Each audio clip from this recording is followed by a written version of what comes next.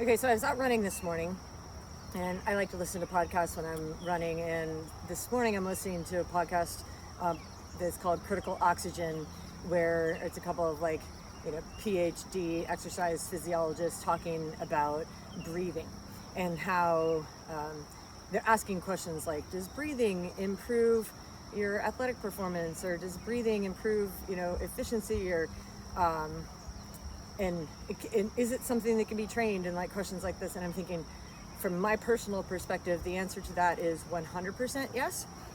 And in my experience, addressing your breathing habits and patterns outside of exercise is the way to allow that to come into your exercise. So if the only time you ever really think about your breathing and the way you breathe is while you're running or while you're biking or swimming, you're not likely to be able to make good improvements at that time because you're under stress.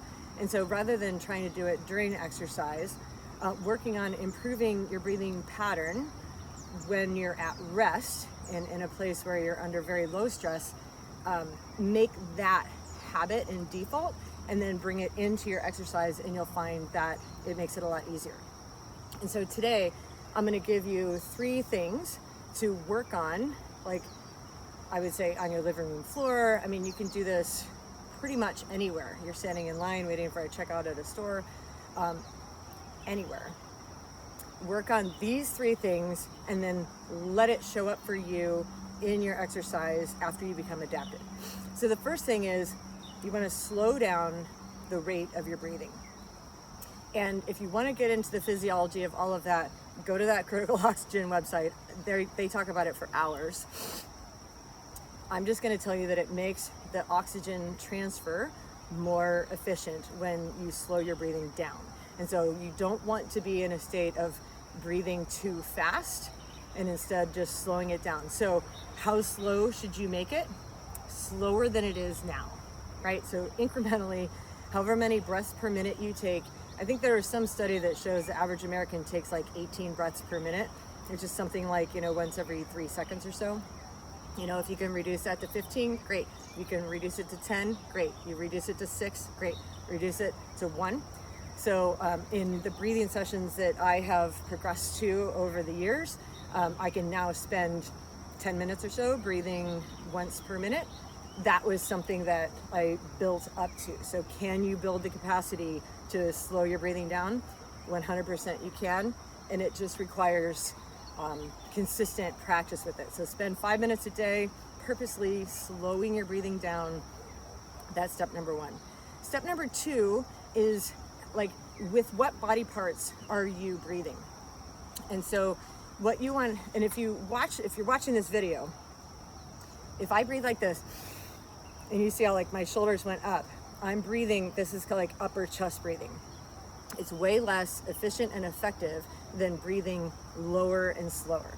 And so I'm going to suggest that you breathe with your diaphragm. And if you don't totally know how to make that work, then think about making your rib cage move when you breathe. And so if you put your hands right here at the base of your rib cage, and then as you breathe, try to separate your hands out. See how my hands got wider and my shoulders didn't move. So exhale, and I can try to make my rib cage as small as possible, and then inhale.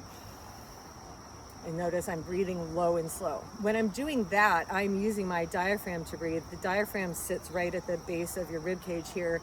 It functions like a pump, and it is built for breathing.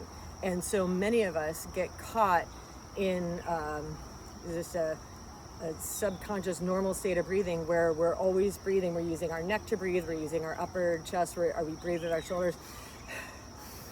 If you breathe and your shoulders are going up, then your diaphragm isn't doing the job that it is meant to do. So the second thing is use your diaphragm to breathe low and slow, making your rib cage move. Your belly will get bigger, your rib cage gets bigger. Along with that, point number 2 of what body parts are we using to breathe, at least when you're at rest, make an effort to breathe primarily through your nose. That's in and out your nose with your mouth closed. Your nasal tissues are built for breathing. They filter the air, they make it warmer. It is the way. Your mouth is built for breathing or for eating and talking, right? So use your nose as much as you can. As you're building this into exercise, the recommendation is to build your capacity to breathe through your nose at easy exercise, and then whenever you're working harder and you're doing intervals, to go ahead and open your mouth to get the airway bigger is a totally fine and normal thing to do. The third piece of thing that you want to focus on is teach yourself how to, I'll call it forcefully, but like purposefully exhale. So usually when you're taking a big breath, you're using some muscles to expand and get air in, but the exhale tends to be passive where you're not really using any muscles to do that. But this is something that's totally trainable to do, and there's benefit in it. And so what you'll do is if you're inhaling on purpose, then exhale on purpose. And really work on squeezing your rib cage in and making it as narrow as you can. Squeeze all the air out. That is something that you can voluntarily teach yourself how to do. And when you do it, when you can forcefully move all the air out, you have, again, better oxygen exchange. It makes for more efficient breathing.